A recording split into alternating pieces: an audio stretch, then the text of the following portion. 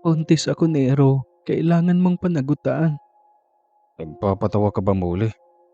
Hindi kita pwedeng panagutan. Napakunot ang noo ng dalaga sa naging sagot ng nobyo. 5 taon silang magkarelasyon.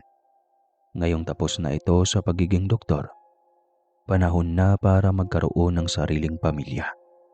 Ngunit ayaw siya nitong panagutan. Hindi ba pinagpils kita? Itinigil mo para sa pansariling interes? Galit na tanong ni Nero. Ano? Nero, 5 taon na akong nagpipils. Hindi na rin ako bumabata. Ang sabi mo kapag naging ganap ka na ng doktor, magpapakasal na tayo. Nag-propose ka na ba? Hindi ba wala? Ako na ang gumawa ng paraan upang maging tunay tayong mag-asawa. Binigyan na kita ng supling. Hindi ka pa masaya. Selfish ka muli. Ako, selfish. Binigay ko sa iyo lahat. Wala nang natira sa akin. Wala nang natira sa sarili ko. Akala ko oras na malaman mong buntis ako, masosorpresa kita na ikaw ang pinakamasayang lalaki sa buong mundo dahil magkakaroon ka na ng anak. Kabaliktaran pala lahat ng eksena nang naglalaro sa isipan ko. Malayang malayo sa makiti na pag-iisip mo, Nero. Bigla siya nitong sinampal kaya nasapo niya ang kanyang muka.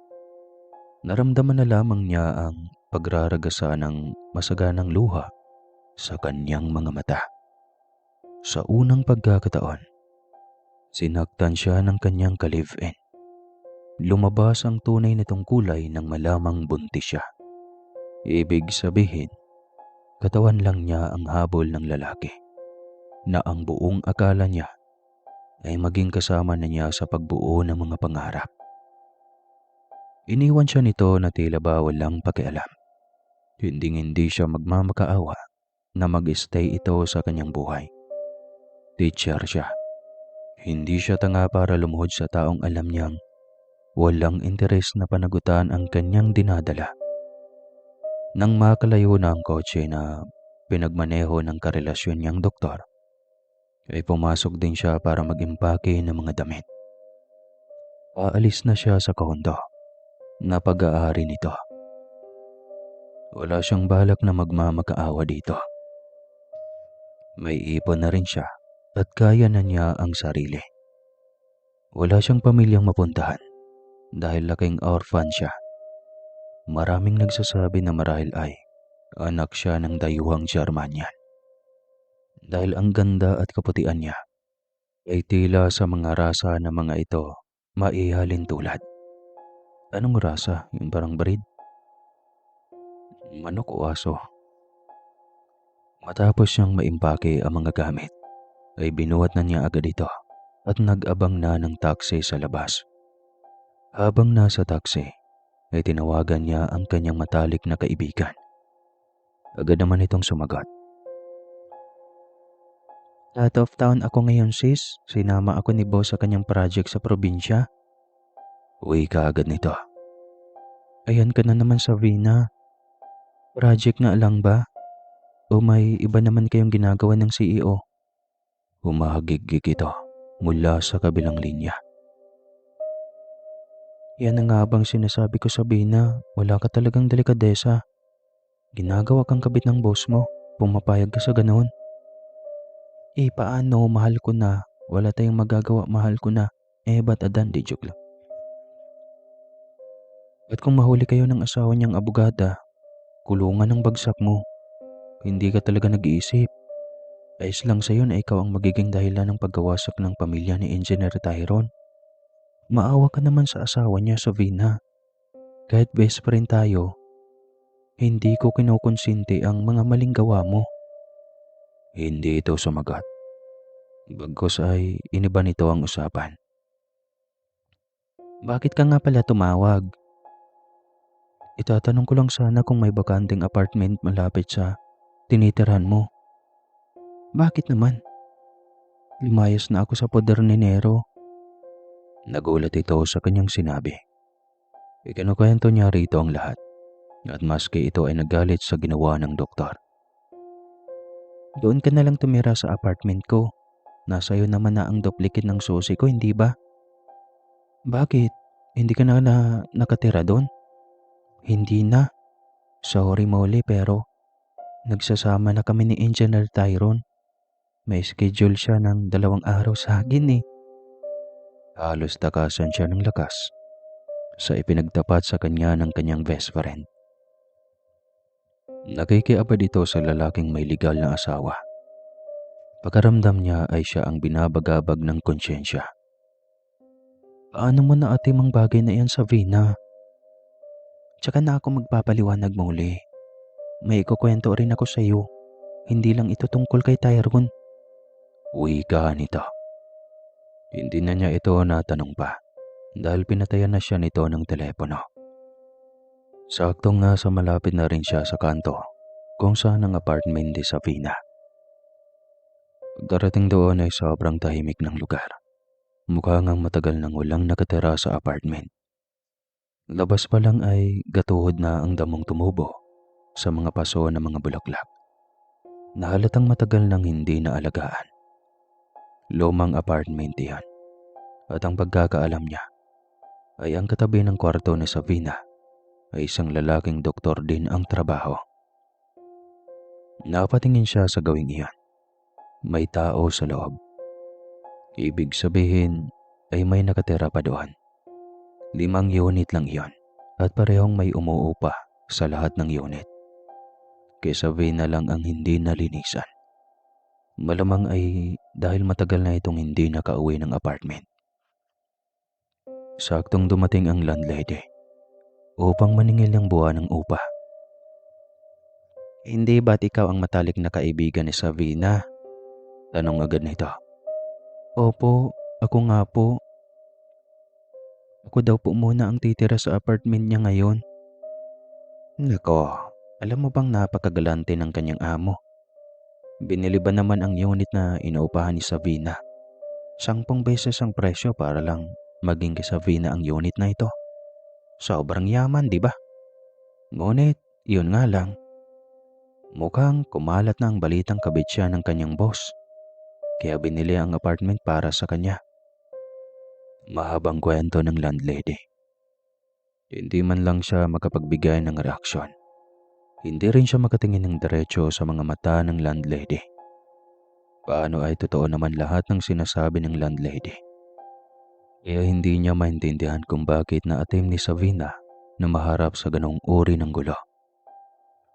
Kakatapos lang niyang maglinis nang biglang may nag-doorbell.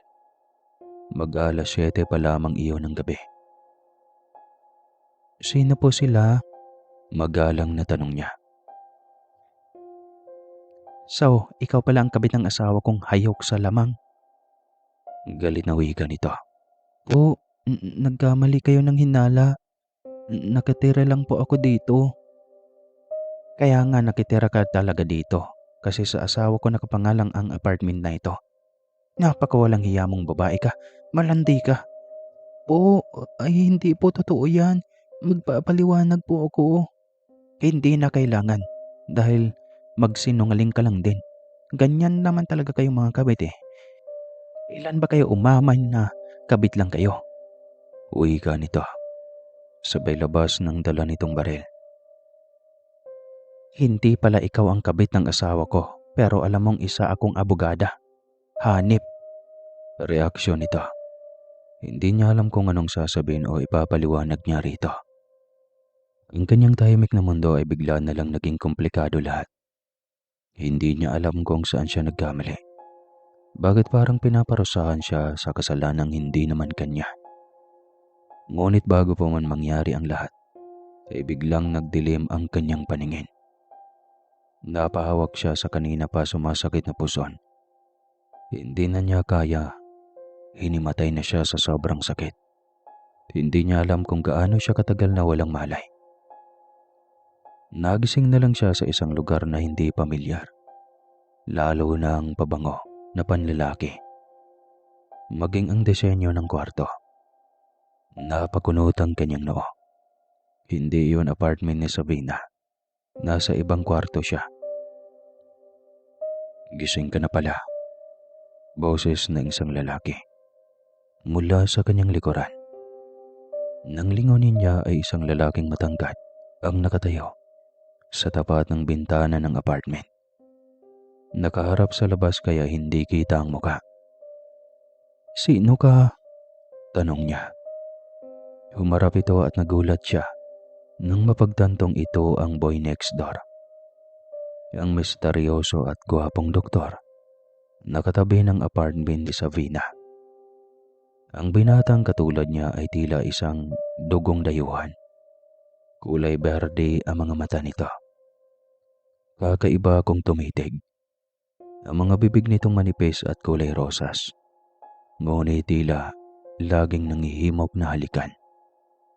Hindi niya akalaing makakausap niya ito ng harapan. Gayong napakailap nito sa mga tao. Maliban na lang siguro kung naka-duty na ito sa ospital na pinagtatrabahuan ito.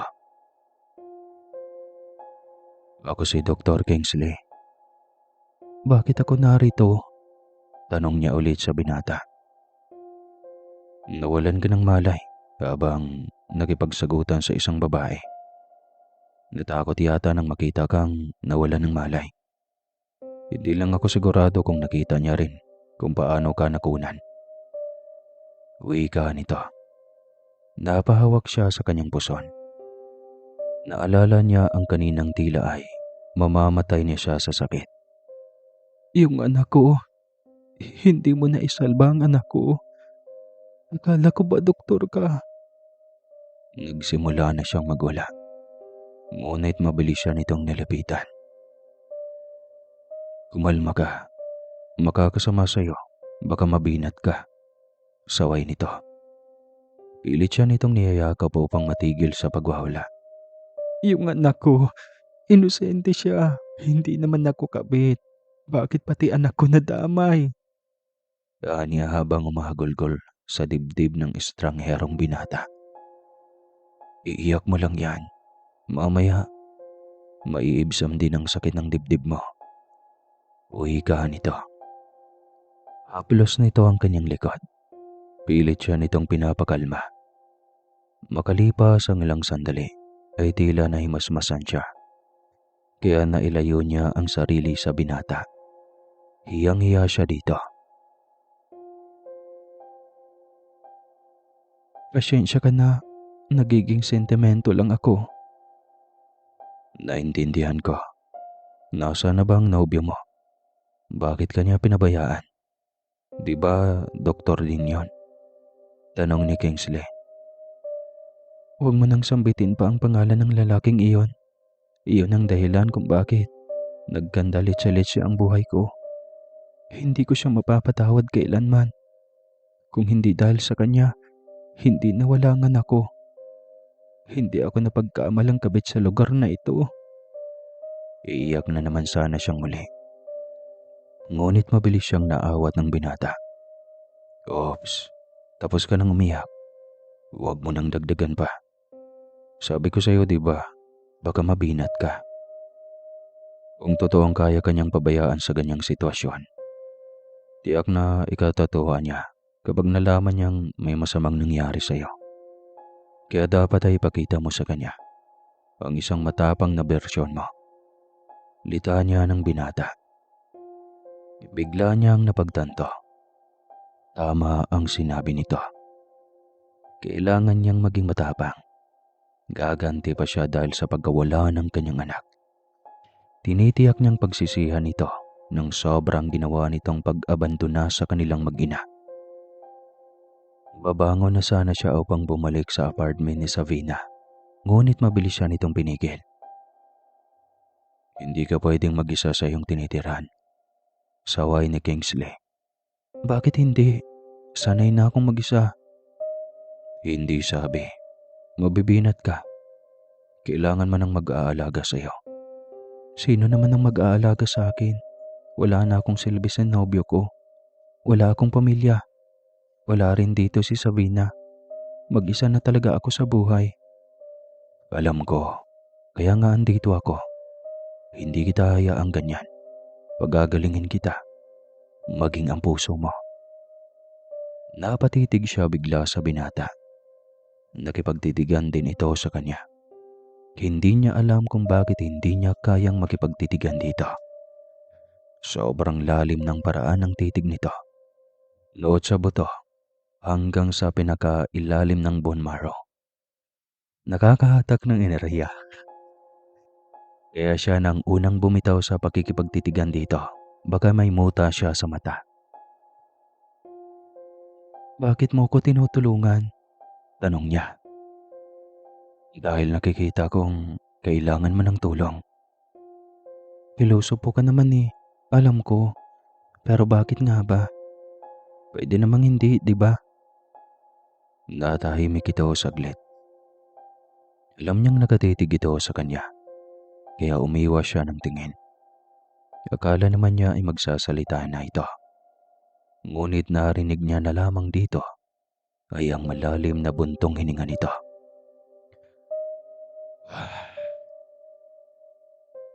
"Ikukuha kita ng sopas bago pa iyon tuluyang lumamig." Tanging wika nito. At tinalikuran na siya nito agad. Pagkabalik nito ay bitbit na nito ang mangkok ng sopas at isang basong gatas. "Ayusin ko lang ang pagkakahiga mo. Susubuan kita para hindi ka mahihirapan." Wika nito. Maingat nitong binuhat ang kanyang likod at ulo. Pagkatapos ay nilagyan ng 3 patong na unan. "Komportable ka na ba?" tanong nito. "Oo, maraming salamat," sagot niya. Ngumiti lang ito at sinimulan na siyang subuan ng sopas. Buong 5 taon ng pagsasama nila ni Doc Nero ay hindi niya naranasang subuan ito tuwing nagkakasakit siya. Ngayon lang niya naranasan ang pagkaramdam ng inaalagaan. Nakakagaan ng loob. Hindi niya alam kung kikigligin ba siya. Ngunit ang harot naman yata niya kung ganon. "Ubusin mo ito para mabilis kang makabawi ng lakas." Wika sa kanya ng binata. "Salamat, Doc Kingsley. Napakabait mo sa akin." Ngumiti lang ito sa kanya. Pagkatapos siyang kumain ay pinainom na siya nito ng gamot. "Salamat ulit, Doc Kingsley. Baka mahuli ka na ng pasok mo. Pwede na akong umuwi ngayon." "Ano ka ba? Doc ka ng Doc. Kingsley na lang ang itawag mo sa akin. At huwag mong alalahanin ang trabaho ko. Nakapag-leave na ako ng 1 buwan." "Dahil sa akin?" Gulat na tanong niya. Ngumiti lamang ito. "Kagabi lang kita nairas pa. Bargo ng konsyensya ko kung hindi kita alagaan ng maayos." "Ikaw ang nagrespa sa akin?" Gulat na tanong niya muli. "Oo, malamang. Hindi ko pwedeng pabayaang manatili ang patay na embryo sa matres mo. Mapahamak ang buhay mo kapag ganon." Paliwanag ng binata. Bigla siyang pinamalahan ng muka. Mas lalong hindi siya makatingin ng diretso sa binata. Tumambad na dito ang lahat sa kanya. Ano pa ba ang maitago niya mula dito? Maging ang kanyang saloobin ay hayag na dito. "Alam ko na yung nasa isip mo. Huwag kang mag-alala. Bibigay ni doktor ako. Kaya sanay na ako sa ganitong bagay." Wika nito. Tahimik lang siya at hindi makasagot. Bakit parang sinadya lahat sa kanyang buhay? Napapuga na lamang siya ng hangin. Sabay pilit na kalimutan na lahat. Kahit pa sobrang hirap ay kailangan niyang gawin. May 2 linggo pa bago magsimula ang pasukan. Ngunit kailangan niyang mag-report sa eskwelahan. Marami ng mga enrollees. At hindi pwedeng ipaubaya lang niya sa lahat sa guidance office. "Huwag ka na lang kaya munang mag-report. Mag-resign ka na lang muna sa pagiging teacher mo." "Bakit ko gagawin yun, Kingsley?" Kasi gusto ko sanang gawin kang sekretarya ko. Yan ay kung ayos lang sa'yo." "Ano? Teacher ako, Kingsley. nang alam ko sa pagiging sekretarya. Madali lang naman ang trabaho ng isang sekretarya, pero kaya kong doblehin ang sahod mo bilang teacher. Yayin ay kung tatanggapin mo ang offer ko. Bakit ko gagawin yun? Tanong niya sa binata. Sabihin na nating gusto mo ring magiganti sa manloloko mong nobyo dati. At mas madali kung magtatrabaho ka sa akin dahil nasa ospital ko nagtatrabaho si Doc Nero Galles. Hindi agad siya nakahuma nang sabihin nito ang salitang ospital ko. Ibig sabihin ay napakayaman nitong binata. Bakit ito nagtitiis sa isang maliit na apartment? Naguluhan tuloy siyang bigla. O di naman kaya ay pinagtitripan siya nito. Papayag ka ba? Tanong ulit nito sa kanya. Kung totoong ikaw ang may-ari ng ospital na pinagtatrabahuan ni Nero, bakit ka sa ganito kalit na apartment nagtitiis? Bilyonaryo ka naman pala. Hindi naman kailangan ipagyabang ang kung anong mayroon tayo sa buhay muli. Pero kung gusto mo talaga ay halika. Ipapakita ko sa iyo at ipakilala ang aking angkan. Wika nito. Hinila siya nito sa kamay at hindi niya alam kung bakit hindi siya tumanggi. Sumama siya dito nang walang pag-alinlangan. At ganoon na lang ang gulat niya nang tumago sila sa dingding ng banyo ng apartment dito. Mas lalo pa siyang namangha nang makita kung ano ang kanilang kinaroroonan. Isa yung palasyong halos nilikha mula sa ginto, kristal at puting marmol. Bawat silid ay may nakakahangang chandelier na may ginto o di kaya ay diamanting mga balikat. Iba-ibang disenyo ng mga presma at ilaw nito. Bawat silid ay napapaawang ang kanyang mga mata. Kahit railings ng hagdan ay gawa sa ginto. Ang apagan ay gawa sa marmol at diamante. Talaga namang ubod ng yaman ang may-ari ng palasyong iyon. At walang iba kundi si Kingsley. Ngunit ang ipinagtataka niya ay kung bakit sila tumago sa pader. Ibig sabihin, hindi ordinaryong tao ang binata. May kapangyarihan ito. Hindi ito tao kundi immortal. Alam ko na iyang nasa isip mo. Oo, tama ka. Hindi ako tao. Isa akong engkanto. Hindi lang naman ako ang nag-iisang CEO na engkanto sa mundo ng mga mortal. Isa sa mga CEO ng Land Transport Bus ay katulad ko rin na immortal. At aminin niyo man o sa hindi, malaking tulong kami mga immortal sa pag-angat ng teknolohiya sa inyong mundo. Maging ang kabuhayan na rin. Litaan niya ng binata. Sabi na nga ba niya, hindi normal na tao ang kanyang kasalamuha. Ngunit hindi siya nakaramdam ng takot dito. Ramdam niya ang tuwa at kasabikan na makilala pa ito. Pakiwari niya ay isang malaking pribilehiyo sa kanya ang makilala at makapunta sa mundo nito. Nakakatuwa. Salamat sa pagkakataong dinala mo ako sa nakakamanghang mundo mo, Kingsley. Walang anuman. Ayokong may itatago pa sa'yo. Ito ako. Ang totoong ako. Kaya kung katakutan mo man ako o pandirihan, nasa iyo na iyan. Napangiti siya dito. Sa totoo lang ay hindi pumasok sa isip niya na ganito niya makilala ng malalim ang binata. Walang nagbago. Malaki pa rin ang respeto niya bilang doktor. Bilang isang nilalang na sumagip sa kanya nang siya ay kamuntikan ng mapahamak. Matapos siya nitong iikot sa loob, ay dinala siya nito sa isang hapag. Nagdaka siya dahil walang tao sa buong palasyo. Kanina pa sila nag-iikot ngunit sobrang tahimik ng paligid. Ngunit pagkarating nila sa hapag, naroon ang buong angka ni Kingsley. Halos sa kanya lahat nakatingin ng mga ito. Amang hari, inang Rena, mga kapatid, siya si Muli. Wika nito. Hindi niya alam kung matatakot ba siya sa angka ng binata. Hindi niya inakala na ganun karami ang angka nito. Napakahabang mesa iyon. Kapatid mo lahat? Tanong niya. Pamangkin ko yung iba. Sama-sama kami dito sa palasyo. Ngunit ang iba ay parot parito sa mundo ng mga tao.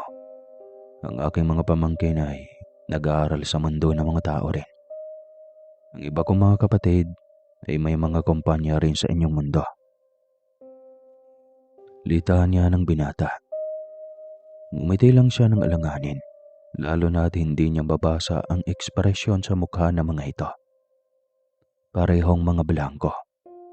Hindi niya mawari kung masaya o takot sa presensya niya. Kung gusto pa ba siya ng mga itong kasama sa hapag o kailangan na niyang magpaalam kay Kingsley na umuwi na. Gahila ng upuan para sa ating bisita at Prinsipe Kingsley. Utos ng hari. Agad na humakbang palapit sa mahabang mesa ang dalawang nakaunipormeng katulong. Matamis ang mga ngiti ng dalawang ito habang nakatingin sa kanya. Natutuwa siyang titiga ng mga ito dahil halos pareho ang mukha liban sa kulay ng buhok. May isang linya ng kilay. May hugis pusong maliit na bibig. Ngunit malaki ang panga at may malawak na noo. Napatitig ito sa kanya. Bigla nang makita ang malawak niyang ngiti sa mga ito. Biglang naging seryoso ang mga mukha ng makitang tila. Dismayado ang mga ito sa kanyang ngiti. Tumingin na lamang siya sa hari at Rena sa bayaw ko. Matapos tignan ang lahat. Umupo ka na muli. Utos sa kanya ni Kingsley. Nagulat siya dahil ang katapat niyang kumakain ay parang kabayo ang hugis ng ulo at sungay. Maging ang bibig nito ay parang kabayo, ngunit may mahabang buhok ito at makapal ang lipstick. Anong uri ng nilalang naman ito? Tanong niya sa kanyang utak. Isa akong mataas na uri ng tikbalang, kaya ako kasabay kumain ng angka na ito dahil matalik ko na kaibigan ang bunsong si Prinsesa Akina. Uy ka nito. Nagulat siya dahil nabasa agad nito ang laman ng kanyang utak. Huwag kang magtaka kung bakit kaya niyang basahin ang iyong utak. Lahat kami kayang-kayang basahin ang laman ng utak mo. At alam naming takot at nag-aalangan ka sa amin. Huwag kang magalala. Mababait kami. Litaan niya ng hari. Salamat po, mahal na hari, sagot niya. Sige na Muli, kumain ka na muna. Mamaya na tayo magkwentuhan. Kasama sina ama at ina, maging ng aking mga kapatid. Tiyak akong sabik silang lahat na makipagkwentuhan sa iyo. Wika ni Kingsley. Yumuko siya sabay tango at dinampot na rin ang kutsarang ginto. Napanguwi pa siya ng mapagtantong ang bigat ng kutsara at tinidor na mga ito. Gawa iyon sa tunay na ginto at napangiti pa si Prinsesa Akina nang makita siyang nahihirapan sa pagsubo dahil sa bigat na hawak niyang kutsara. Ganyan talaga sa umpisa, pero huwag kang mag-alala. Masasanay ka rin sa bigat niyang kutsara at tinidor. Wika ng prinsesa. Maging ang iba ay napangiti rin sa kanya. Dalawa ang kapatid ni Kingsley na babae na nakapag-asawa at may tig-3 anak ang mga ito. Halos kasabay lang ang mga itong nag-asawa, kaya halos magkaedad lang din ang mga anak ng mga ito. 8 magkakapatid sila Kingsley at mga binata at dalaga na lahat. 6 silang walang karelasyon at ang hindi mahanap sa mga mata ni Muli ay ang isa sa mga kapatid nito. Kulang ng isa kung sabi nito ay 8 silang magkapatid. Nahihiya rin siyang magtanong, kaya hinayaan na muna niya. Makikilala din naman yata niya ito pagdating ng panahon. Layo niyo sa panauhin ang mangkok ng itim na karne at itim na kanin. Utos ng hari nang damputin niya ang mangkok ng sabaw na malapit sa itim na kanin. Nakabantay ako, ama. Hindi ko hayang makakain siya ng itim na pagkain. Hindi natin siya pwedeng tanggalan ng karapatang mamuhay sa kanyang totoong mundo.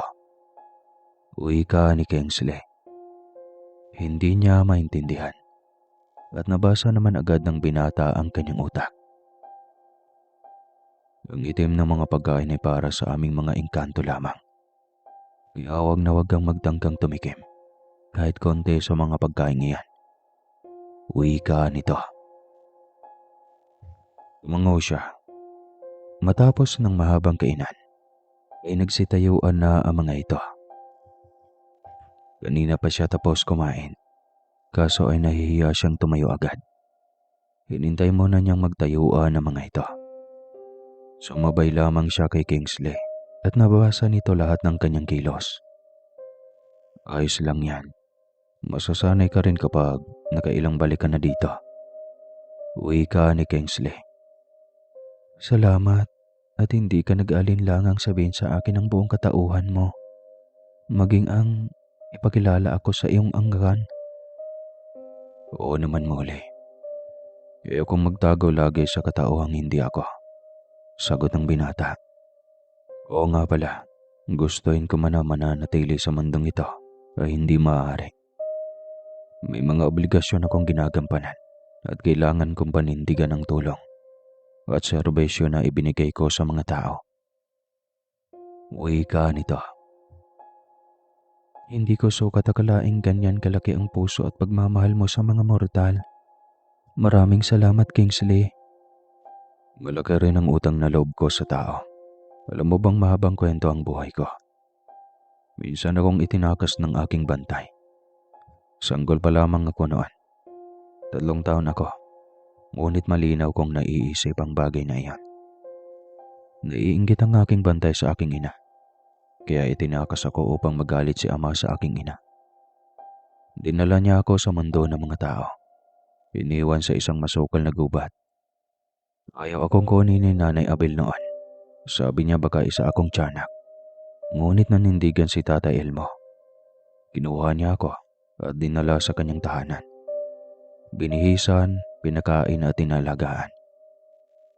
Kung hindi nila ginawa yon, tiyak na matagal na akong patay. O kaya pagkain ng mga katulad kong immortal na halimaw. Mahabang kwento ng binata.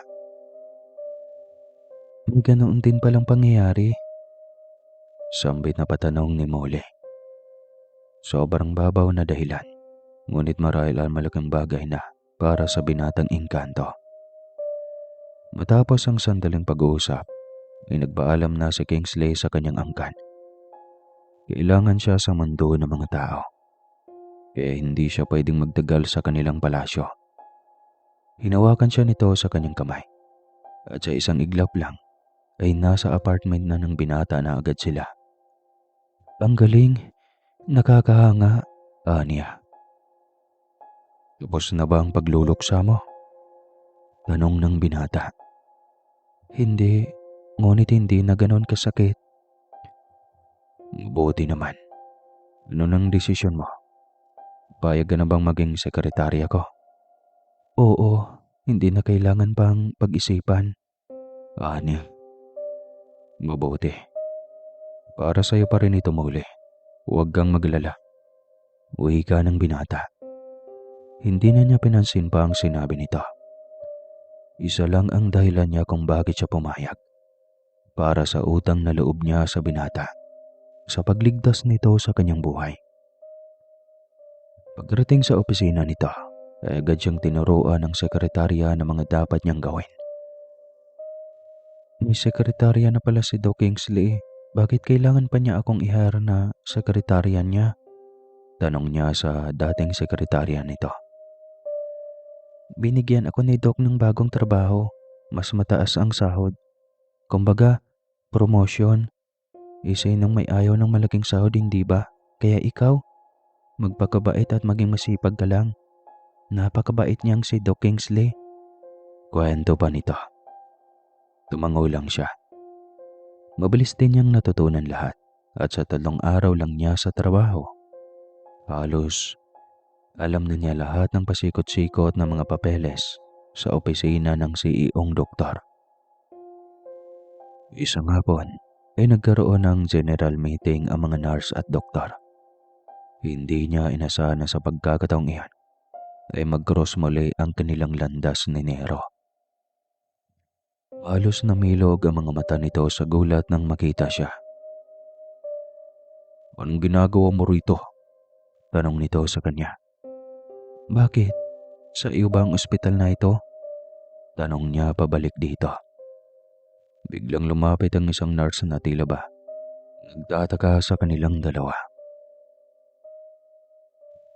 "Mahal, kilala mo ba ang babaeng ito? Bakit parang nag-aaway kayo?" tanong nito. Siya palang babaeng pinagpalit mo sa akin. Anong kalokohan ito, Nero? Kung sana pinagpalit mo ako sa maganda, hindi sa mukhang tikbalang. Inis na wika niya. Galit na galit ang nurse na tumitig sa kanya. Ngunit hindi siya nagpatinag. Nagipagtitigan din siya dito. "Ano ba muli? Umalis ka na dito." Utos sa kanya ni Nero. "Anong karapatan mong palayasin ako?" tanong niya. Napahilamos ito ng mukha. Tila ba stress na stress ito sa kanyang presensya. Taas kilay naman ng bagong nobya nito. Tila ba ay pinagmalaki ang sarili dahil ito ang pinili ng kanyang dating nobyo. Mapang-uyam ang titig nito sa kanya. Hindi niya ito pinatulan, kaya tila nainis ito ng gusto sa kanya. Makalipas ang ilang sandali, ay namataan niya itong titig na titig sa kanya. At tila ba ay may kung anong inuusal. Habang kumikibot ang bibig nitong nakaharap sa kanya, ay bigla na lang niyang naramdaman ang kakaibang init ng katawan. Para siyang napapaso. Pulang-pula ang kanyang pisngi at mga mata. Maging ang kanyang tenga. Nakita agad ito nang papalapit sa kanya na si Iyo. Hinawakan agad nito ang kanyang muka. "Hindi ito normal," sambit ni Kingsley. Nilingon nito ang nurse na katabi ni Nero. Ang bago nitong nobya.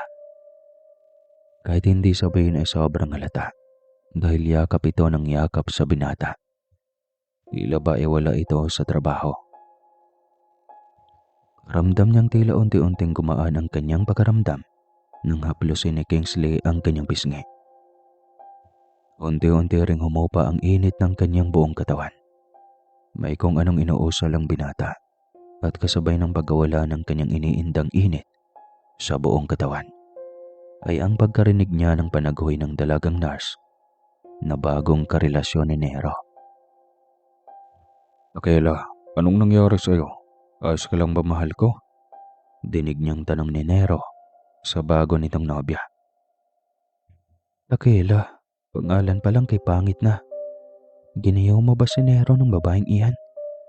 At ganun na lang kung mahumaling sa babaeng iyan. Napakapangit." Sambit niya sa kanyang isipan. "Ayos ka na ba?" Biglang pukaw sa kanya ng CEO. "Oo, ayos na ako. Salamat sa iyo, Kingsley. Alam ko sa ibang paraan mo ako ginamot." "Dahil sa ibang paraan ka rin nagkaroon ng karamdaman. Siguro naman ramdam mo iyon, hindi ba? Hindi ordinaryong karamdaman ng bigla na lang mag-aapoy sa init ang iyong katawan. At huwag kang mag-alala, naibalik ko na sa kanya." Wika nito. Nang lingunin niya si Takela, ay halos nagpagulong-gulong na ito sa sahig. "Anong ginawa mo sa kanya?" tanong ni Molly sa CEO. Naroon na ang atensyon ng lahat ng doktor at nurse na naroon sa assembly room para sa kanilang pagtitipon. "Binili ko lang sa kanya ang ginawa niya sa iyo. Kita mo, kaya niyang mambato ng ganyang karamdaman. Ngunit hindi niya kayang gamutin ang sarili. Litanya ng CEO. Ganoon, naku, kawawa naman. Pagalingin mo na lang daw, Kingsley. Hiling niya. Muli, kabayaran yan sa kanyang ginawa. Pero nakakaawa siya. Bigyan mo na lang ng pagkakataong magbago.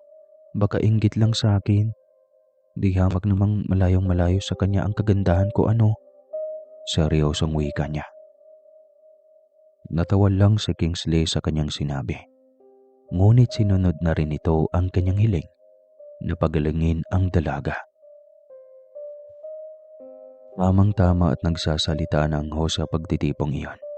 Tinawag nito ang CEO. Kaya pumagit na ito kasama siya. Wala siyang magawa kundi ang sumunod ng hawakan nito ang kanyang kamay. Titig na titig sa kanila si Nero na puno ng pagtataka. Lalong hindi maipinta ang mukha nito nang maipakilala siya ni Kingsley sa harap bilang nobya nito. Pagkatapos ng pagpupulong ay nagsialisan lahat ng mga staffs. Maging si Takela at Nero ay umalis na rin. Naiwan silang dalawa ng CEO sa loob ng silid na iyan. Bakit biglang naging nobya ang pakilala mo sa akin, Kingsley? Akala ko ba sekretarya lang ang papel ko sa buhay mo? Nakita ko lang na iniinggit ka ng tikbalang.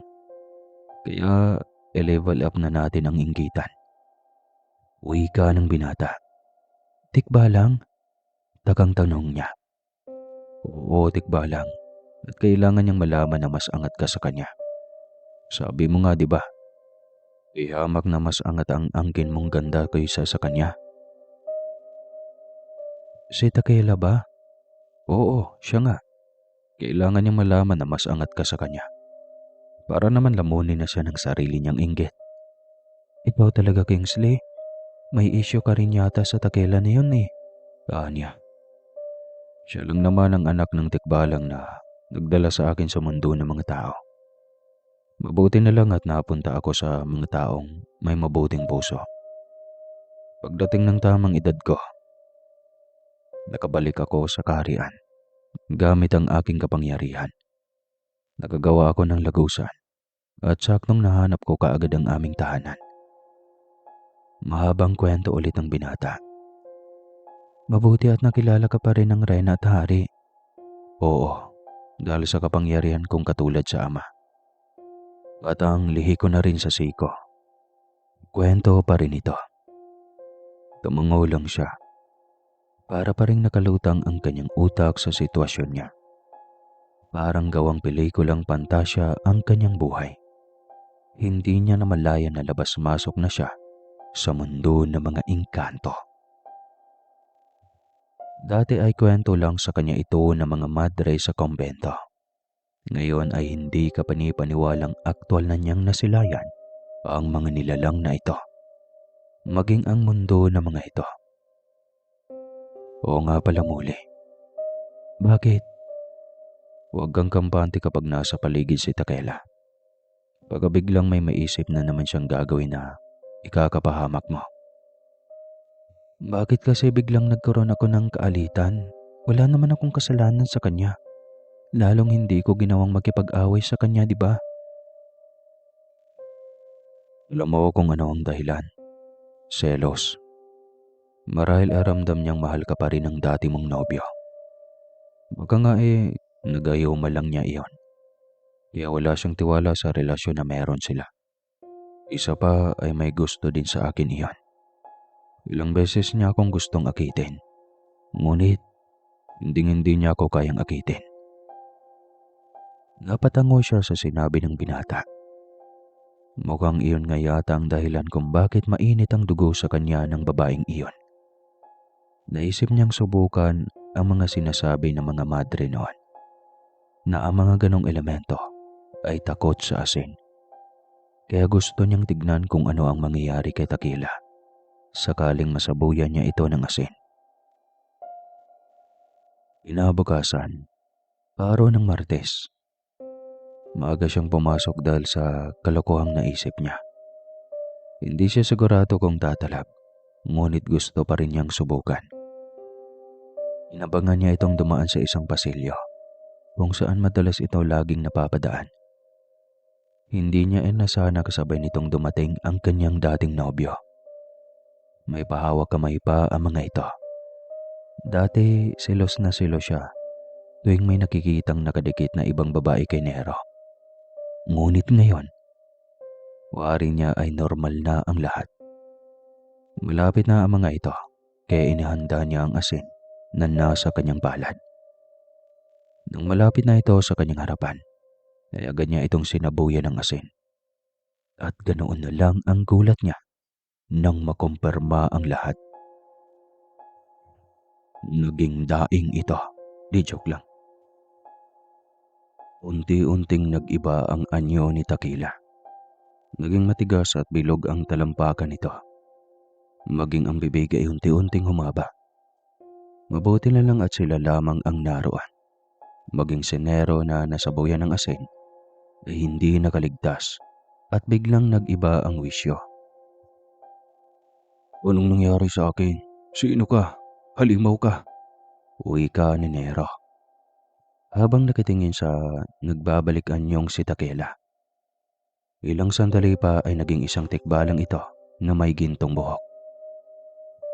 Dahil hindi pa ito nakahuma at tila nahihilo pa, ay hindi nito namalayan ang pagbunot niya nang nag-iisang hibla ng buhok nitong kulay ginto.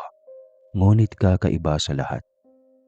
Malaki at matigas ang hibla na iyon at naramdaman iyon ni Tequila nang tuluyan na niya iyong mabunot. Anong ginawa mo sa buhok ko? Hindi. Nanlulumong saan nito sabay luhod sa kanyang harapan. Masusunod lahat ng iyong mga kautusan, Agalon. Wika nito habang nakaluhod sa kanyang harapan. Naguluhan siya sa ginawa nito. Ang buong akala niya ay magagalit ito at papatay na siya sa galit. Subalit bigla na lang itong naging maamo sa kanyang harapan. Isa kang tikbalang. Isa kang elemento.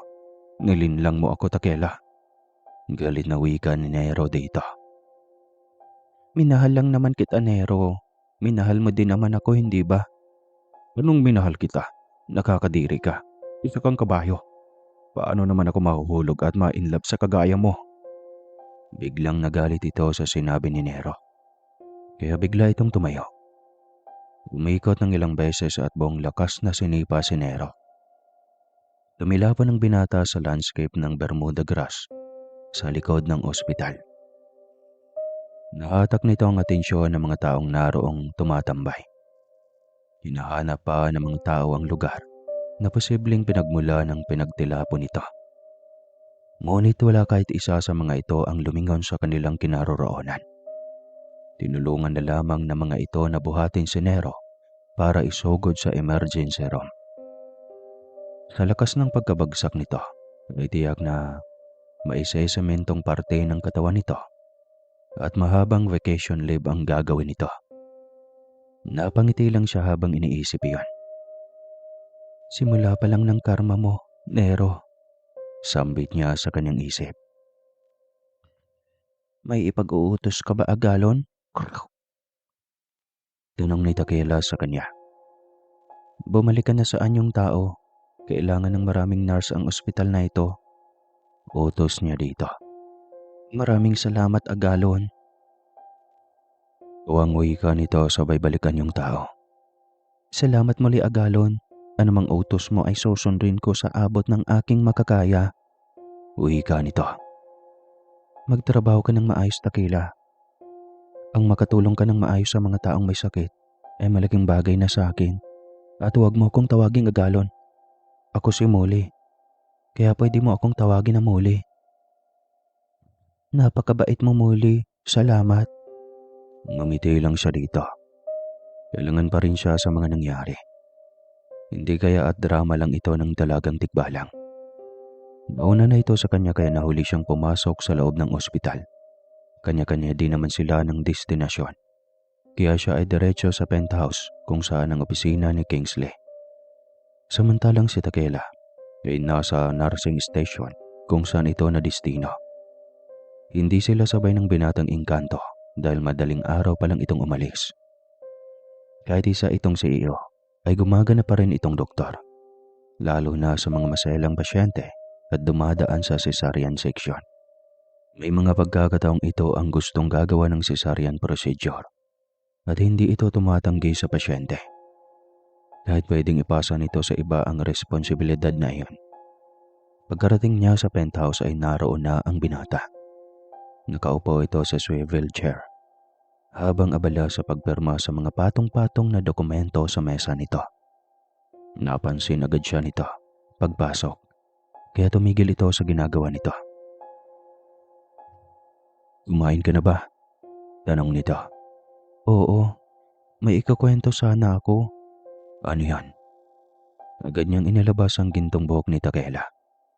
Ipinakita niya iyon sa binata kaya nagtaka ito. "Kanino galing yan? Isang anting-anting yan ah."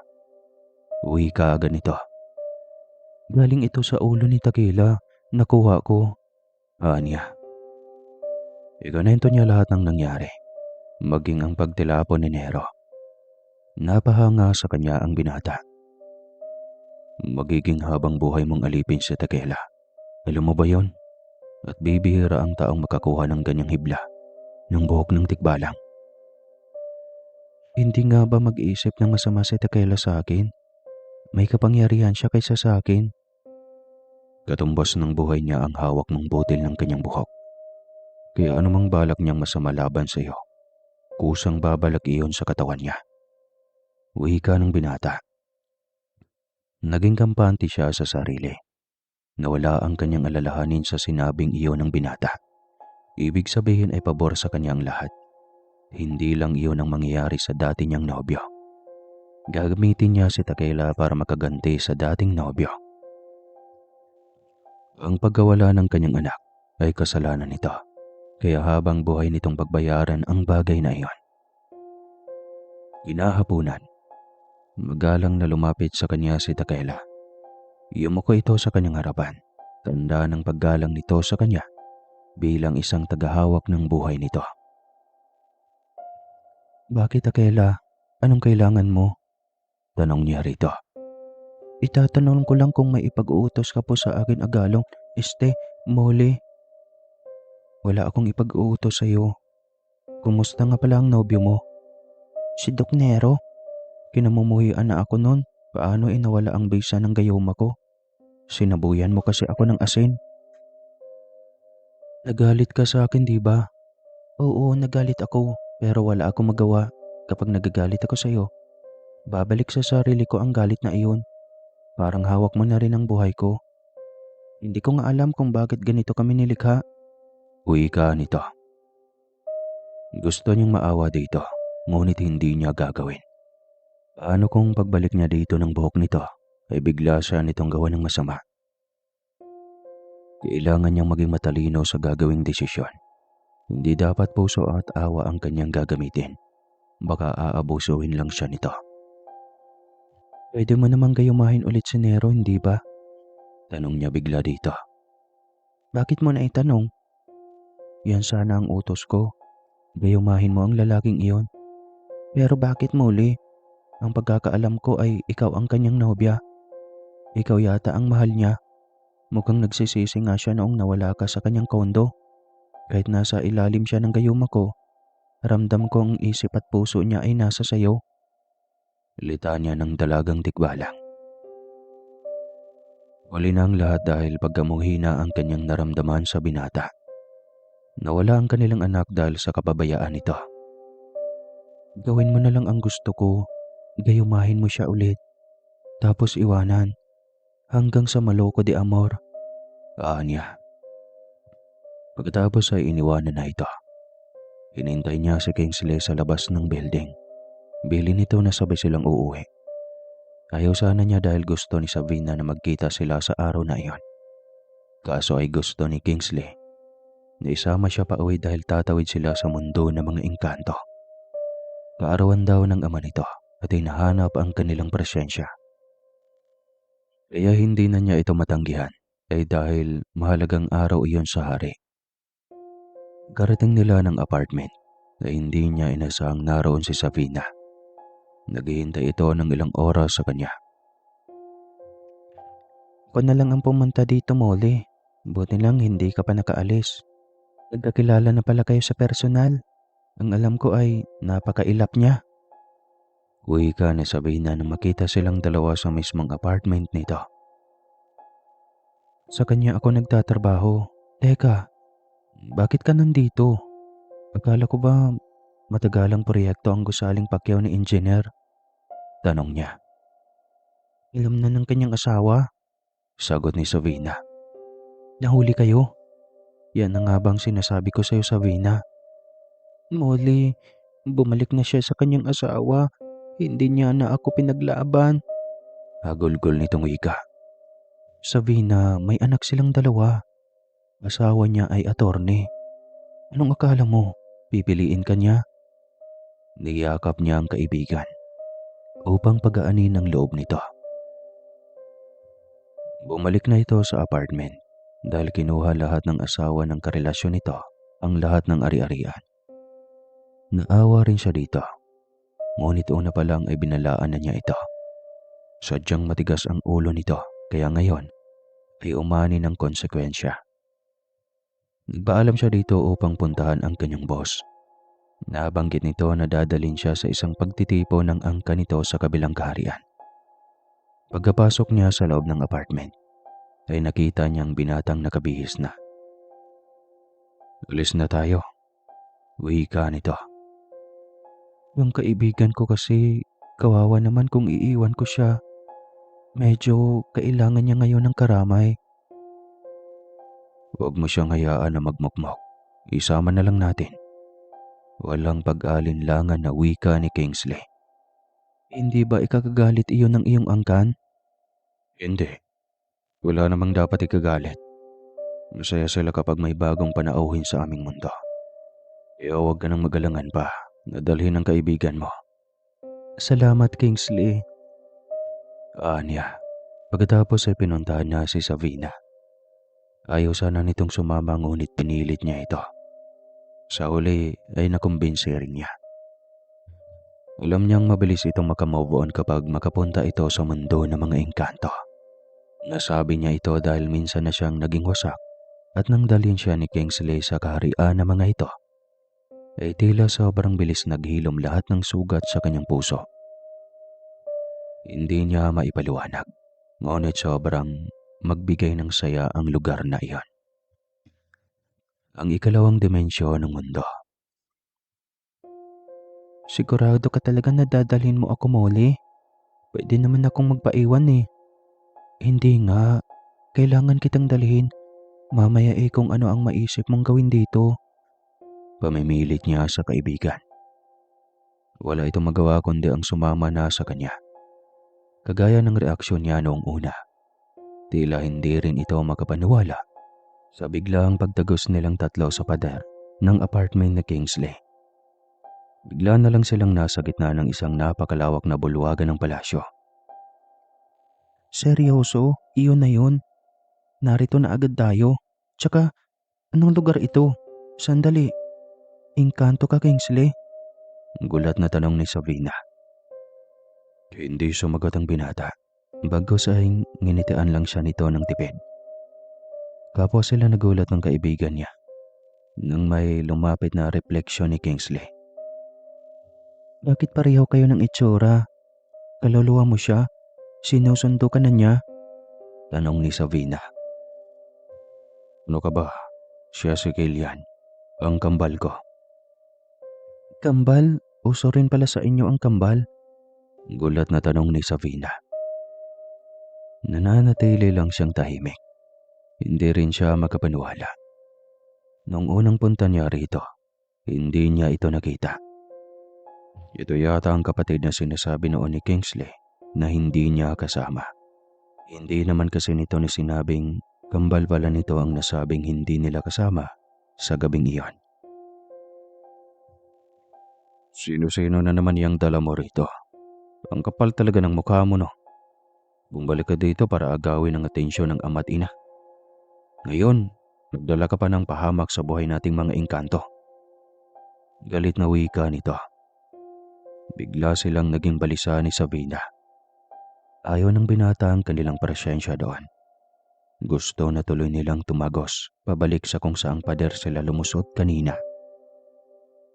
Kaso ay wala nga siyang ideya kung bakit bigla na lang silang nasa gitna ng bulwagan. Hindi nakapagtimpi si Sabina, kaya ito nang sumagot-sagot sa binata. Kita mo na itong dalamang mortal. Bastos. Walang galang. Reklamo ni Kilian. Bakit ikaw? Hindi bastos? Ganyan kayo humarap sa mga paunauhin nyo. Ganyan pala ang mga engkanto. Sa bagay nga, sabi ng iba, pangit talaga ang mga engkanto. Hindi ko rin inasahan na makasalamuha ko ng totohanan ang katulad nyo. Akala ko alamat lang ang tulad nyo eh. Sabi pa nga, pabula lang kayo, katang isip. Totoo pala, masama lang ang ugali. Walang parehanong wika ni Savena. Agad niya itong sinaway sa takot na baka kung ano ang gagawin nitong masama sa kanyang kaibigan.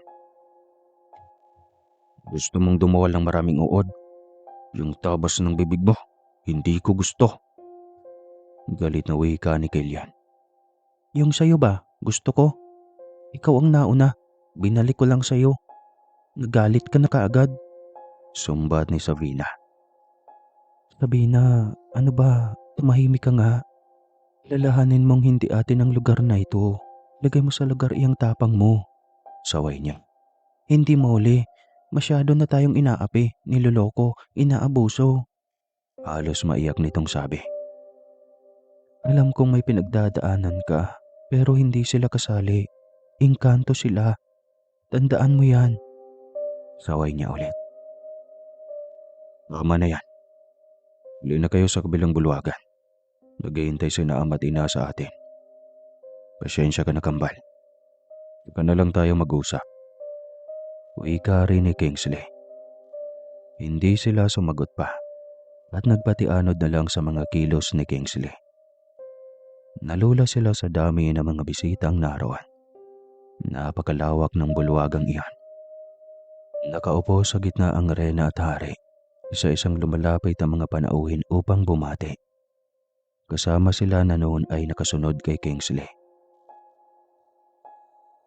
Maligayang kaarawan, Ama. Bati ni Kingsley sa ama nito. Maligayang kaarawan, mahal na hari. Bati niya. Maging si Savina ay bumati na rin. Salamat sa inyong pagdalo, Kingsley anak. At tabagin mo muna ng gusto ang iyong mga bisita. Ang kambal mo, nasaan na ba yon? Tanong pa ng reyna. Ngayon, ina, tinutopak na naman. Pinagdiskitan ba naman ang mga bisita ko? Sagot ni Kingsley. Ang kambal mong yon, hindi pa rin yata talaga tanggap ang iyong pagbabalik. Tama ka, ina. Hanggang ngayon karibal pa rin sa buhay niya ang tingin niya sa akin. Kahit pa lumayo na rin ako sa karing ito, ayaw pa rin niyang tanggapin dahil akala niya pinagkainteresan ko ang trono ng ama. Hindi ko gagawin yun, ina. Wala akong balak na tumira sa mundong ito. Nasa mortal ang aking puso. Ang matulungan ng mga nangangailangang mortal. Lalo na ang mga may sakit. Yun lang ang gusto kong gawin sa buhay. Mahabang litanya ni Kingsley. Hindi kami maging sagabal sa mga adhikain mo, anak. Ang mahalaga ay lagi kang magkaroon ng panahon para bisitahin kaming mga magulang at ng mga kapatid mo. Siyempre naman, ina. Ama, lagi kong gagawin iyon. At ang aking hiling na sana ay huwag kang mapagod sa panunuyo sa iyong kapatid, Kingsley. Alam ko na iba ang puso mo sa kanya dahil sa impluensya ng mga mortal na nag-aalaga sa iyo. Uwi ka rin ng amang hari. Tumango ang binata. At pagkatapos ng mahabang pag-usap, ay pumunta sila sa bakanting mesa. Kumain lang kayo para sa mortal ang pagkain narito sa mesang ito. Huwag na kayong tumangkapan ng alok ng iba dito. Baka matipuhan kayo at papakainin ng pagkain itim para hindi na makabalik sa mundo ng mga mortal. Nasabi ko na ito dati sa'yo muli. Kailangan ko lang ulitin para sa kaibigan mo. Litanya ni Kingsley. Seryoso ba ito? Hanggang ngayon hindi pa rin ako makapaniwala. Parang panaginip eh. Uy ka ni Sabina. Totoo ang lahat ng ito. Bihira sa inyo ang makakapasok sa mundong ito. Kaya maswerte kayo na naranasan niyong makapasok sa mundong ito.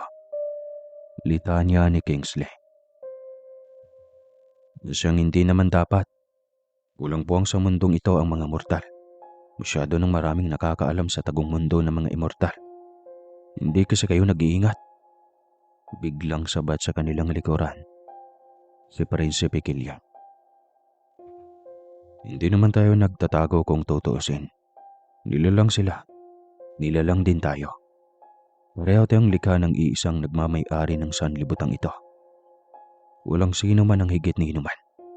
Maliban sa isang tagapaglikha, litanya ni Kingsley. Hindi totoo yan. Mas lamang tayo. Mas makapangyarihan tayo. At higit sa lahat, masagana ang ating mundo. Sagot ulit ni Killian. Sampal sa kahirapan nilang dalawang naroon. Bilang panauhin ng haring nagdaraos ng kaarawan nito. Totoo rin namang masagana, malinis at napakaganda ng mundong immortal. Kung pwede nga lang na doon na manirahan sila. Kaso ay hindi naman sila nararapat sa lugar na iyon. Sarap na sarap sila sa pagkain. Kahit ang sarap ng mga patay sa mundong iyon ay kakaiba ang lasa. Hindi may palawanag ang manamis-namis na noot sa lutong karne. Hindi nila alam kung anong uri ng karne iyon. Baka dinosaur. Habang kumakain ay panay ang sulyap ni Killian kay Sabina. Hindi ito pinapansin ng dalaga. Dahil bukod sa mainit ang ulo niya dito, ay kakagaling lang niya sa kasawian ng kanyang puso. Akala nila ay matatapos ang lahat sa kainan lang. Ang hindi nila alam ay may sayawan pang kasunod at magdamagan iyon. Ang saya pala dito, saan galing ang mga panauhing ito? Ang dami. Puna niya. Ang iba dyan mga diwata. O totoo, marami talaga kaming mga engkanto at diwata. Di hamak na triple ang bilang kaysa sa inyo. Kung nakikita nyo, ang daming mga punong kahoy. Kung gaano karami ang mga puno na malalaki, ganyan din karami ang mga kabahayan. At bawat puno, may isang pamilyang naninirahan. Gaya ng mga mortal, may mabubuti, mayroon ding masasama. Litanya ng binata. Kaya madalas galit ngayon ang kalikasan. Malalaking kidlat, malawakang pagbaha, abnormal na panahon. Gawa yan ng galit ng mga diwata at mga elemento. Masyado nang inaabuso ng mga tao ang kalikasan. Pinuputol ang mga kahoy na siyang nagsisilbing aming mga tahanan. Litanya pa rin ang binata. Totoo pala talaga ang sabi ng lolo noon. Sambit naman ni Sabina. Natigil ang kanilang pag-uusap nang biglang lumapit si Killian. Hindi nila namalayan na sweet music pala ang pinapatugtog. At niyaya ni Killian si Sabina para isayaw sa gitna. Ayaw ko nga, ang sungit mo eh. Mamaya ano pang gagawin mo sa akin? Diretsa ang sagot ni Sabina. Napatitig si Killian kay Kingsley. Wari ay nanghihingi ng pabor. Agad iyong naintindihan ang kambal nito. Baka pwedeng pagbigyan mo muna si Killian, Sabina. Mabait naman talaga siya. Nag-aalala lang siya kanina. At medyo nanibago sa presensya niyong mga mortal. Paliwanag ni Kingsley. Napatingin si Sabina sa kanya. Tila ba humihingi ng payo kung ano ang dapat gawin nito. Samahan mo na, mukha namang unpredictable lang ang ugali niya. Mabait naman yata. Niya. Bumuntong hininga ito. At pagkatapos ng ilang sandali ay tumayo na rin. Napangiti siya nang makitang tila bagay ang mga ito sa isa't isa. Ngunit bigla ring naagaw ang kanyang atensyon nang makitang may lumapit kay Kingsley. "Prinsesa Peronia, kumusta ka mahalan? Hindi ko alam na nandito ka." Wika ni Kingsley. Kararating ko lang. Ginabi na nga ako ng dating, paano ay dinaanan ko pa ang mga kaibigan kong diwata ng hangin sa kanluran. May sakit at hiniling ang aking presensya roon. Medyo may katandaan na rin kasi. Paliwanag nito. Tila nawala ang presensya niya dahil sa pagdating ng prinsesa. Halos hindi na siya napansin ni Kingsley. Nakatuon ang atensyon nito sa prinsesa. Nang maalala siya nito, ay ipinakilala siya agad nito sa prinsesa. Ngunit pagkatapos siyang maipakilala, ay tila nawala rin agad ang atensyon nito. Bumaling na naman ulit ito sa prinsesa. Ramdam niyang nagsiselo siya. Ngunit alam niyang wala rin siyang karapatan. Hanggang sa marinig niya ang prinsesa, naniyaya ang binata na sumayaw sa gitna. Nagpaalam ito sa kanya kaya tumango na lamang siya ng alanganin. Nang makitang magkayakap ang mga ito sa gitna ng bulwagan, habang nakasalang pa ang pang-ingkantong musika, ay biglang kumirot ang kanyang puso. Napagtanto niyang nagsiselos talaga siya at iba na ang kanyang damdamin sa engkantong binata. Ngunit alam niyang mas makarapat dapat si Prinsesa Peronia at si Prinsipe Kingsley sa isa't isa. Dahil ang mga ito ay immortal. Kaya lang siya nasa tabi ni Kingsley ay nais nitong ipagtanggol siya lagi. Dahil alam nito ang kanyang pinagdadaanan sa buhay. Ano na kasi muli? Bakit ang rupok mo? Hindi ka magagawang mahalin ni Kingsley dahil sekretarya ka lang niya. Kailangan ka lang niya para sa trabaho, kaya huwag ka nang umasa. Aniya sa kanyang sarili. Parang gusto niya nang liparin ang mundo ng mga mortal.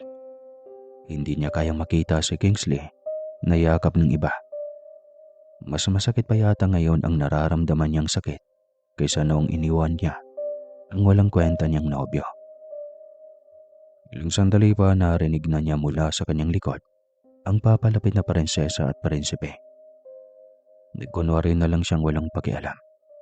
Kumain siya na kumain kahit ramdam niyang puno na ang kanyang tiyan. Nang nasa harapan na niya ang mga ito, ay halos nakagapos na ang prinsesa kay Kingsley. At mukhang nag-i-enjoy naman ang binata sa ginagawa ng prinsesa. Parang gusto niya tuloy lamunin ang lupa. Tumalikod na nga siya sa mga ito. Ngunit heto, at lumapit pa sa kanyang harapan para maglandian sa isa't isa. Karamdam niya tuloy ay sinasadya ng mga itong pagselosin siya. Deadma pa rin siya sa mga ito. Tumayo siya para magbanyo. Hindi niya kabisado kung saan siya pupunta dahil sa lawak at laki ng palasyo. Layo na ang kanyang narating sa paglalakad ay wala pa rin siyang mahanap na banyo. Nagulat na lang siya nang biglang sumipot sa kanyang harapan ang binata. "Saan ka pupunta?" Tanong nito na ikinagulat niya ng gusto. Kingsley naman eh. Basta ka na lang sumusulpot. Kanina pa nga ako natatakot sa paglalakad. Hindi ko na alam kung anong lugar na ito. "Bakit? Saan ka ba pupunta? Iiwanan mo ako dito at si Sabina. Naghahanap ka ng lagusan." Anong lagusan? Lagusan ng dumi ka mo. Naghahanap ako ng banyo no. Saan banda ba? At pakiramdam ko ay ang layo na ng narating ko eh. Hindi naman talaga dito ang daan. Doon sa kabila." Kabila? Sambit niya sabay hilamos ng muka. Ang sakit na ng kanyang tiyan. Lalakarin na naman niya pabalik. Niyakap siya nito bigla na ikinagulat niya.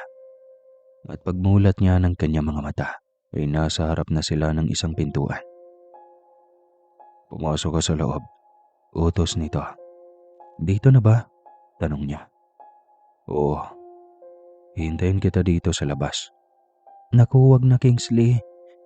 Mamaya maiinip pa ang prinsesa kakahintay sa'yo. Ako pa ang mapagalitan. Nagpaalam na ako sa kanya. Wika nito. Mas lalong uminit ang kanyang ulo. Ibig sabihin ay naghihintay pa rin ito sa binata. Parang ayaw na niyang lumabas pa ng banyo. Lalo naman at nakakaaliw sa loob. Ang banyo ng palasyo ay isang buong apartment na nila sa mundo ng mga tao. Kahit banyo ay gawa sa ginto at marmol. Ang kesame ay may mga guhit ng serenang diwata at hindi niya alam kung totoong nag-i-exist ito sa mundo ng mga engkanto. Hindi pa naman siya nakakakita ng totoong serena. Kahit sa mundo ng mga tao ay mga larawan lang din ang kanyang mga nakikita. Pagkatapos siyang magbanyo ay inikot pa niya ang buong silid niyan. May mga kristal na cabinet at ang loob ay may mga nakadisplay na iba't ibang kulay ng kabebe. May mga lamang iba't ibang laki ng perlas. Iba-iba rin ang kulay. Sa gitna ng palasyo ng banyo ay nakahiga ang isang tila manikin ng serena. Nakapatong sa gintong bato ito. Para itong silikon na totoong tignan. May kwintas itong perlas, hikaw at singsing. Nakangiti siyang hinarap ito nang biglang magbukas ang pintuan ng banyo. Kanina ka pa pala tapos, pambihira. Naghihintay ako ng matagal sa iyo sa labas. Wika ng binata. Pasensya na, nakakaaliw naman kasi dito. Halika na, hayaan mo na si Magada dyan. Hindi pa panahon para mabuhay siya. Wika ng binata.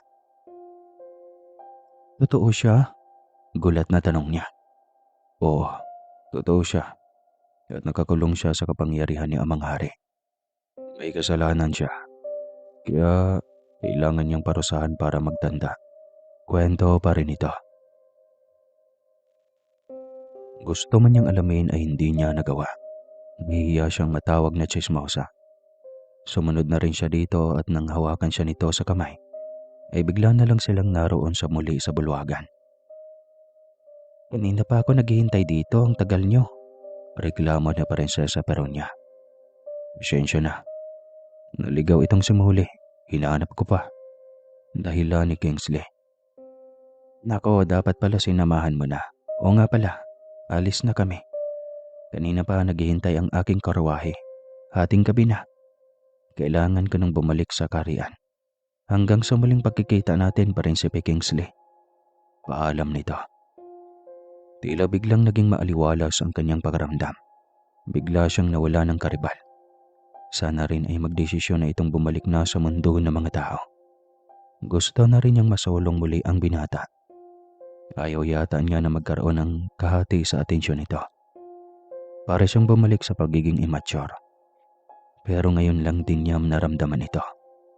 Noong karelasyon niya si Nero, ay baliwala naman sa kanya ang mga umaligid ng babae dito. Bigla niyang naalala si Sabrina. Kanina pa ang mga ito hindi bumabalik sa kanilang upuan. Akala pa naman niya ay bad trip ang mga ito sa isa't isa. Bakit parang hindi niya mahagilap ang mga ito? Huli na nang mapansin niya ito at siya pa rin si Pikilyan. Naroon pa rin. Sumasayaw at tila ba kay lalim ng pinag-uusapan ng mga ito. Kingsley, baka pwede makauwi na tayo. Medyo pagod na rin ako. Niya sa binata. Ganon ba? Tawagin ko lang si Kilian. Wika nito. Ilang sandali pa ay lumapit na sa kanila si Kilian at ang kaibigan niyang si Sabrina. Malawak ang ngiti nito. Wari hindi galing sa pagkabigo. Aalis na kami, Kilian. Kailangan ko nang kunin sa iyo si Sabrina. Saad ni Kingsley. Maaari ba akong dumalaw sa teritoryo mo sa mundo ng mga tao kapag may pagkakataon? Tanong ni Kilian sa kambal nito. Oo naman, ikaw lang naman itong matigas ang puso. Ngumiti lang ito matapos marinig ang sagot ni Kingsley. Matapos magpaalam sa mga magulang ni Kingsley, ay payapa silang nakatawid sa portal. At saktong umaga na doon. Yun nga lang at antok na siya. At nakita naman iyon ni Kingsley. Matulog ka na muna. Ipagpahinga mo ang katawan mo. Ako na lang muna ang papasok. Wika ng binata. Hindi Kingsley, papasok ako. Iidlip lang ako kapag kinakailangan. Sigurado ka? Oo naman. Anya. Wala na rin itong magawa dahil nagbatayunan na siya sa kotse. Pagkarating sa ospital ay nagulat siya dahil nakaabang na sa kanya si Nero sa ospital. Magaling ka na pala. Anya. Muli, mag-usap tayo. Para saan naman? Tapos na tayo. Kaya wala na tayong pag-uusapan pa. Muli, para sa anak natin. Ngayon ko lang napagtanto na mahalaga kayo sa akin. Hindi ko kayang malayo kayo sa akin muli.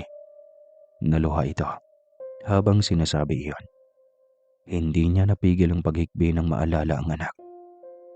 Sana, naisip mo yun una pa lang. Ngayon ka magpakalalaki kung kailan wala na ang anak ko. Pinatay mo ang anak ko, Nero. Galit na wika niya. Kitang-kita ang gulat at pagsisisi sa mukha nito. Ikunento niya lahat dito, kaya lalo pa itong inusig ng konsyensya. Pinatawad kita pero wala nang pag-asa na magiging tayo pang molinero. Anya. Bakit wala na? Tanong nito. Dahil magpapakasal na kami ni Molly at wala kang magagawa para pigilan kami. Bigla siyang napalingon upang tignan ang nagsasalita mula sa likod, si Kingsley. At tila ba seryoso masyado ang ekspresyon ng mukha nito. Hindi na nakasagot si Nero nang hilahin siya ng binata papasok ng building. Tahimik ito hanggang sa marating nila ang penthouse. Salamat, Kingsley. Para saan? Tungkol kanina, buti na lang andyan ka. Hindi na siya nangulit pa. Totoo yan. Pakakasalan kita. Huwag mo kong niloloko, Kingsley. Alam kong si Prinsesa Peronia ang gusto mo. Anya rito. Kaya selos na selos ka. Ako? Di ah. Huwag mo na akong lukuhin pa. Nababasa ko ang selos mo. Kaya nga mas ginalingan pa namin ng prinsesa ang pag-acting eh. Kasi alam naming nilalamon ka na masyado ng selos. Hindi siya makasagot. Pinamulahan siya ng muka. Hindi niya alam na sinusubok pala siya nito. Kaso ay tao lang siya. Hindi niya kayang itago ang selos kasi totoong mahal niya. Mahal kita, Molly. Umpisa pa lang. Ngunit natatakot akong baka hindi mo ko matanggap dahil isa akong engkanto. Wika pa nito. Napayakap siyang diretso dito. Mahal na mahal din kita, Kingsley. Hindi ko maipaliwanag kung bakit. Hindi ko alam kung kailan nag-umpisa. Ngunit totoong mahal kita. At handa akong magpakasal sa iyo kahit anong oras. Gusto mo mamaya na, hindi joke. Hinigpitan pa nitong lalo ang pagkayakap sa kanya. Hindi rin ito magkapaniwala na posibleng magkagusto sila sa isa't isa.